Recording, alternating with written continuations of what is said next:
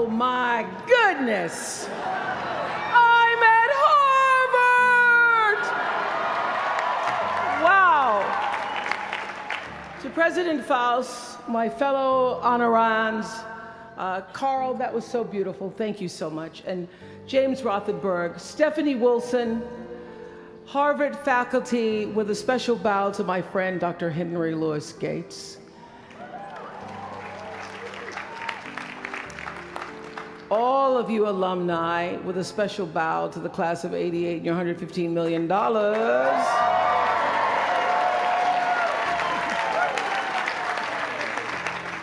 And to you, members of the Harvard class of 2013, hello. I thank you for allowing me to be a part of the conclusion of this chapter of your lives and the commencement of your next chapter. To say that I'm honored doesn't even begin to quantify the depth of gratitude that really accompanies an honorary doctorate from Harvard. Not too many little girls from rural Mississippi have made it all the way here to Cambridge, and I can tell you that I consider today, as I sat on the stage this morning getting teary for you all and then teary for myself, I consider today a defining milestone in a very long and a blessed journey. My one hope today is that I can be a source of some inspiration. I'm going to address my remarks to anybody who's ever felt inferior or felt disadvantaged, felt screwed by life. This is a speech for the quad.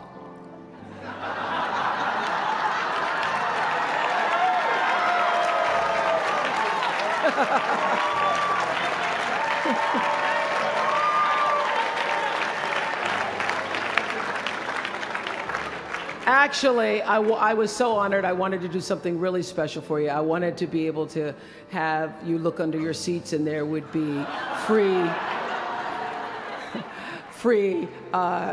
master and doctorate degrees. But I see you got that covered already. I will be honest with you. I felt a lot of pressure over the past few weeks to come up with something that I could share with you that you hadn't heard before, because after all, y'all went to Harvard, I did not. But then I realized that you don't have to necessarily go to Harvard to have a driven, obsessive, type A personality, but it helps. And while I may not have graduated from here, I admit that my personality is about as Harvard as they come. You know, my television career began unexpectedly. As you heard this morning, I was in the Miss Fire Prevention contest. That was when I was 16 years old in Nashville, Tennessee, and you had the requirement of having to have red hair in order to win, up until the year that I entered. So they were doing the question and answer period, because I knew I wasn't going to win in the swimsuit competition. So during the question and answer period, the question came, "Why, young lady, what would you like to be when you grow up?" And by the time they got to me, all the good answers were gone. So I had seen Barbara Walters on the Today Show that morning, so I answered, "I would like to be a journalist. I would like to tell other people's stories in a way that makes a difference in their lives and the world." And as those words were coming out of my mouth, I went, "Whoa, this is pretty good. I would like to be a journalist. I want to make a difference." Well, I was on television by the time I was 19 years old. And in 1986, I launched my own television show with a relentless determination to succeed. At first, I was nervous about the competition, and then I became my own competition, raising the bar every year, pushing myself as hard as I knew. Sound familiar to anybody here? Eventually, we did make it to the top, and we stayed there for 25 years. The Oprah Winfrey Show was #1 in our time slot for 21 years, and I have to tell you, I became pretty comfortable with that level of success. But a few years ago, I decided, as you will at some point, that it was time to recalculate, find new territory, break new ground. So I ended the show and launched OWN, the Oprah Winfrey Network. The initials just worked out for me. So 1 year later, after launching OWN, nearly every media outlet had proclaimed that my new venture was a flop. Not just a flop, but a big, bold flop, they call it. I can still remember the day I opened up USA Today and read the headline, "Oprah not quite standing on her own." I mean, really, USA Today, now that's the nice newspaper. It really was, this time last year, the worst period in my professional life. I was stressed and I was frustrated, and quite frankly, I was embarrassed. It was right around that time that President Faust called and asked me to speak here, and I thought, you want me to speak to Harvard graduates? What could I possibly say to Harvard graduates, some of the most successful graduates in the world, in the very moment when I had stopped succeeding?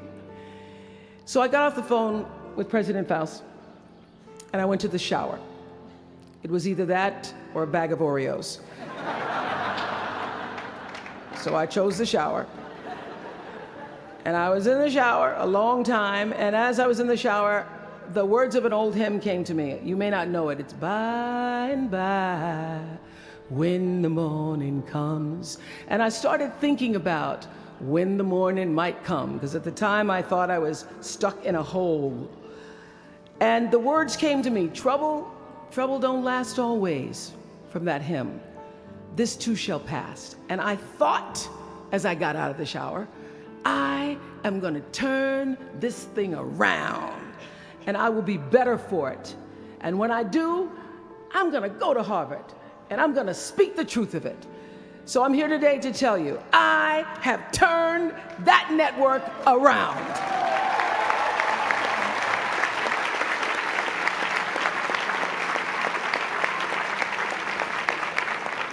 And it was all because I wanted to do it by the time I got to speak to you all. So thank you so much.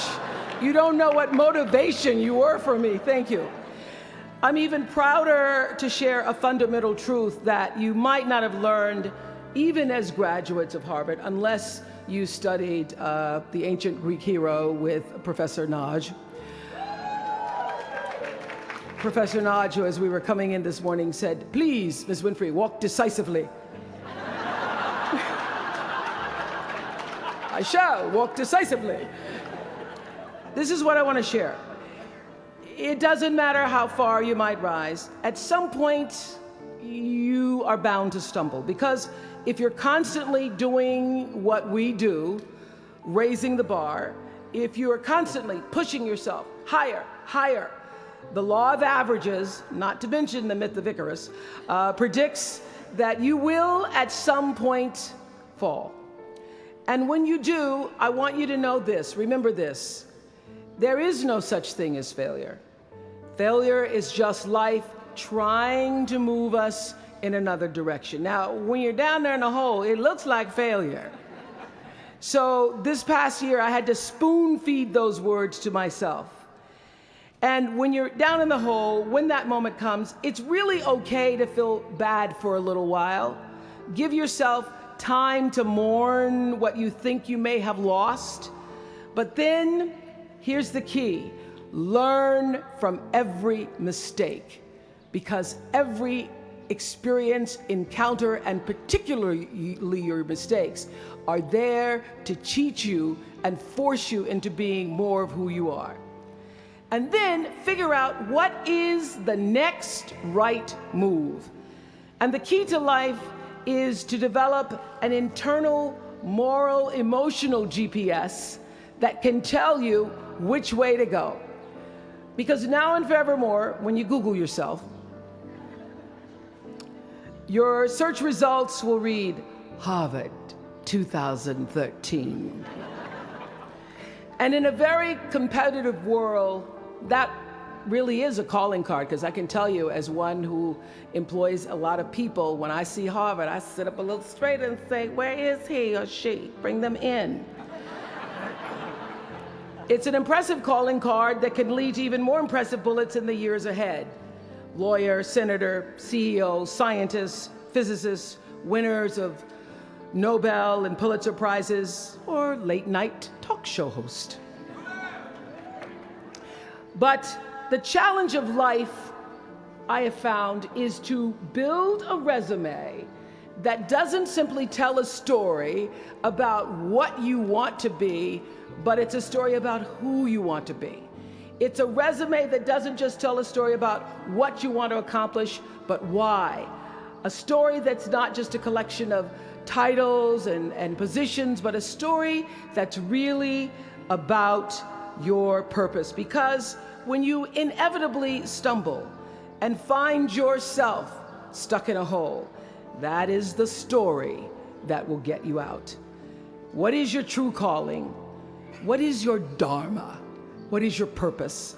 For me, that discovery came in 1994 when I interviewed a little girl who had decided to collect pocket change in order to help other people in need. She raised $1,000 all by herself, and I thought, well, if that little 9-year-old girl with a bucket and a big heart could do that, I wonder what I could do. So I asked for our viewers to take up their own change collection, and in 1 month, just from pennies and nickels and dimes, we raised more than $3 million that we used to send one student from every state in the United States to college. That was the beginning of the Angel Network. And so what I did was I simply asked our viewers, do what you can wherever you are, from wherever you sit in life. Give me your time or your talent, your money if you have it, and they did. Extend yourself in kindness to other human beings wherever you can. And together we built 55 schools in 12 different countries and restored nearly 300 homes that were devastated by Hurricanes Rita and Katrina. So the Angel Network, I've been on the air for a long time, but it was the Angel Network that actually focused my internal GPS. It helped me to decide that I wasn't just gonna be on TV every day, but that the goal of my shows, my interviews, my business, my philanthropy, all of it, whatever ventures I might pursue, would be to make clear that what unites us is ultimately far more redeeming and compelling than anything that separates me. Because what had become clear to me, and I want you to know, it isn't always clear in the beginning, because as I said, I'd been on television since I was 19 years old. But around 94, I got really clear. So don't expect the clarity to come all at once, to know your purpose right away.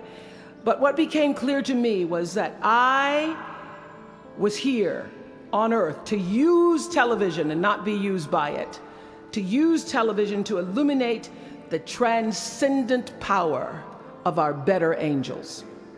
So this Angel Network, it didn't just change the lives of those who were helped, but the lives of those who also did the helping.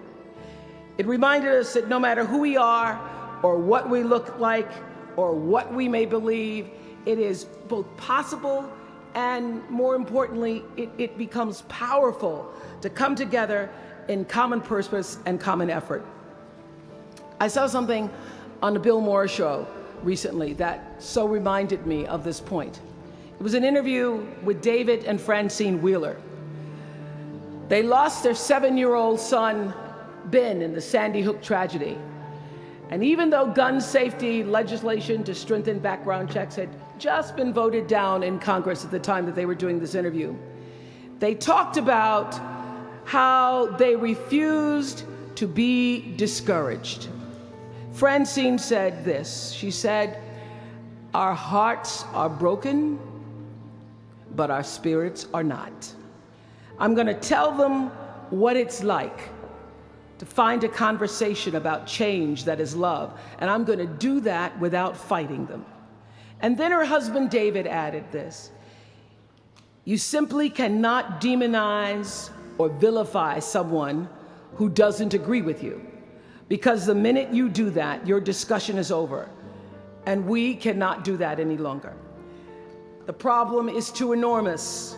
There has to be some way that this darkness can be banished with light. In our political system and in the media, we often see the reflection of a country that is polarized, that is paralyzed, and is self-interested. And yet, I know you know the truth. We all know that we are better than the cynicism and the pessimism that is regurgitated throughout Washington and the 24-hour cable news cycle. Not my channel, by the way. We understand that the vast majority of people in this country believe in stronger background checks because they realize that we can uphold the Second Amendment and also reduce the violence that is robbing us of our children. They don't have to be incompatible.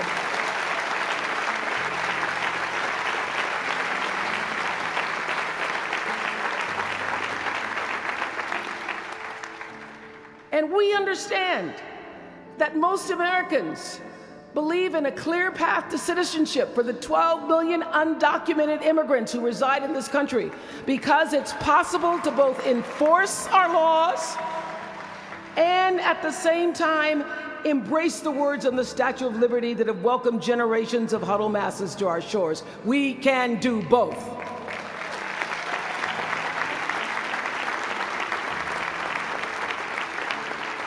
And we understand, I know you do because you went to Harvard, that people from both parties and no party believe that indigent mothers and families should have access to healthy food and a roof over their heads and a strong public education.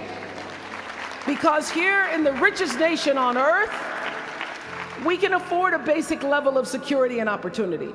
So the question is, what are we going to do about it? Really, what are you going to do about it? Maybe you agree with these beliefs, maybe you don't. Maybe you care about these issues, or maybe there are other challenges that you, class of 2013, are passionate about. Maybe you want to make a difference by serving in government. Maybe you want to launch your own television show. Or maybe you simply want to collect some change. Your parents would appreciate that about now. The point is, your generation is charged with this task of breaking through what the body politic has thus far made impervious to change. Each of you has been blessed with this enormous opportunity of attending this prestigious school. You now have a chance to better your life, the lives of your neighbors, and also the life of our country. When you do that, let me tell you what I know for sure. That's when your story gets really good. Maya Angelou always says, when you learn, teach. When you get, give. That, my friends, is what gives your story purpose and meaning. So you all have the power in your own way to develop your own angel network. And in doing so, your class will be armed with more tools of influence and empowerment than any other generation in history. I did it in an analog world. I was blessed with a platform that at its height reached nearly 20 million viewers a day. Now here in a world of Twitter and Facebook and YouTube and Tumblr, you can reach billions in just seconds. You're the generation that rejected predictions about your detachment and your disengagement by showing up to vote in record numbers in 2008. And when the pundits said, they talked about you. They said you'd be too disappointed.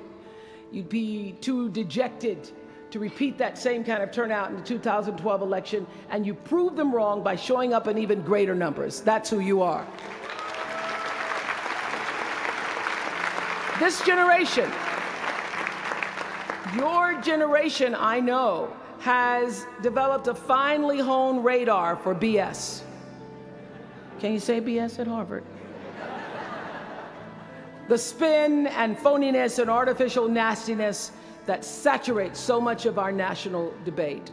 I know you all understand better than most that real progress requires authentic an authentic way of being, honesty, and above all, empathy. I have to say that the single most important lesson I learned in 25 years talking every single day to people was that there's a common denominator in our human experience.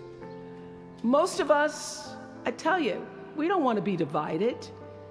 What we want, the common denominator that I found in every single interview, is we want to be validated.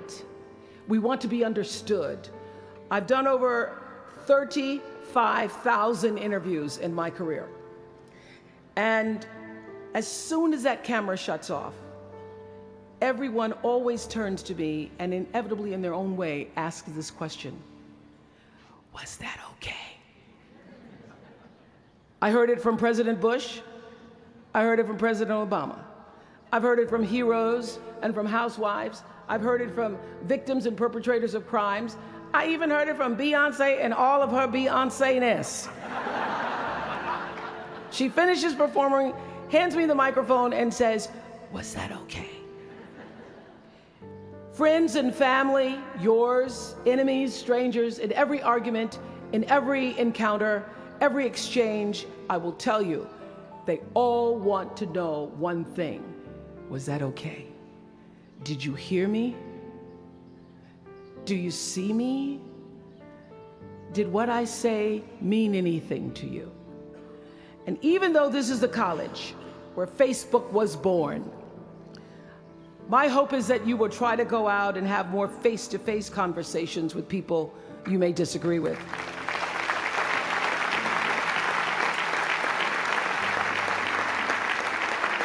That you'll have the courage to look them in the eye and hear their point of view, and help make sure that the speed and distance and anonymity of our world doesn't cause us to lose our ability to stand in somebody else's shoes and recognize all that we share as a people.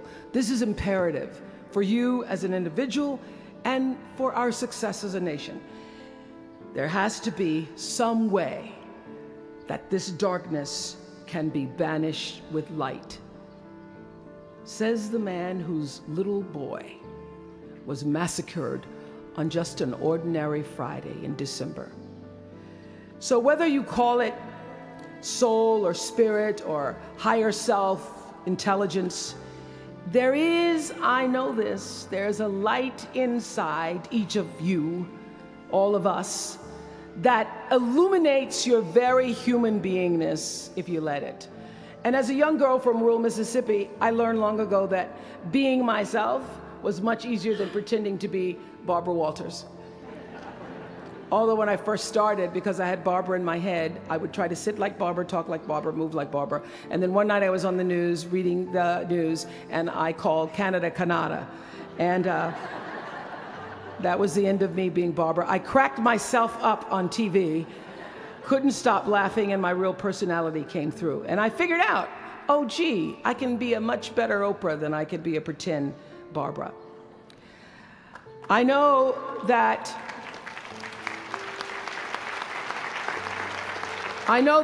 you all might have a little anxiety now and hesitation about leaving the comfort of college and putting those Harvard credentials to the test. But no matter what challenges or setbacks or disappointments you may encounter along the way, you will find true success and happiness if you have only one goal. There really is only one, and that is this: to fulfill the highest, most truthful expression of yourself as a human being. You want to max out your humanity by using your energy to lift yourself up, your family, and the people around you. Theologian Howard Thurman said it best. He said, don't ask yourself what the world needs. Ask yourself what makes you come alive, and then go do that. Because what the world needs is people who have come alive. The world needs people like Michael Stolzenberg from Fort Lauderdale. When Michael was just 8 years old, Michael nearly died from a bacterial infection that cost him both of his hands and both of his feet. And in an instant, this vibrant little boy became a quadruple amputee, and his life was changed forever. But in losing who he once was, Michael discovered who he wanted to be. He refused to sit in that wheelchair all day and feel sorry for himself. So with prosthetics, he learned to walk and run and play again. He joined his middle school lacrosse team. And last month, when he learned that so many victims of the Boston Marathon bombing would become new amputees, Michael decided to banish that darkness with light. Michael and his brother Harris created MikeysRun.com to raise $1 million for other amputees by the time Harris runs the 2014 Boston Marathon. More than 1,000 miles away from here, these two young brothers are bringing people together to support this Boston community the way their community came together to support Michael. And when this 13-year-old man was asked about his fellow amputees, he said this: first, they will be sad. They're losing something they will never get back. And that's scary. I was scared. But they'll be okay. They just don't know that yet. We might not always know it. We might not always see it or hear it on the news or even feel it in our daily lives. But I have faith that no matter what, class of 2013, you will be okay. And you will make sure our country is okay. I have faith because of that 9-year-old girl who went out and collected the change. I have faith because of David and Francine Wheeler. I have faith because of Michael and Harris Stolzenberg. And I have faith because of you, the network of angels sitting here today. One of them, Khadijah Williams, who came to Harvard 4 years ago.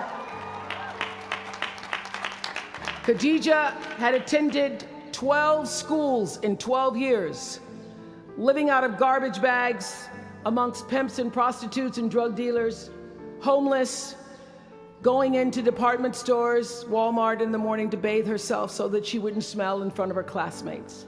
And today she graduates as a member of the Harvard class of 2013.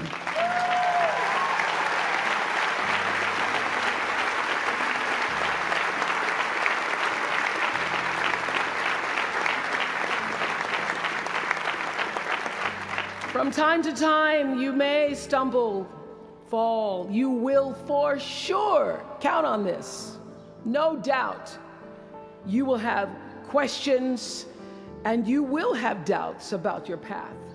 But I know this: if you're willing to listen, to be guided by that still small voice that is the GPS within yourself, to find out what makes you come alive, you will be more than okay. You will be happy, you will be successful, and you will make a difference in the world. Congratulations, class of 2013. Congratulations to your family and friends. Good luck, and thank you for listening. Was that okay?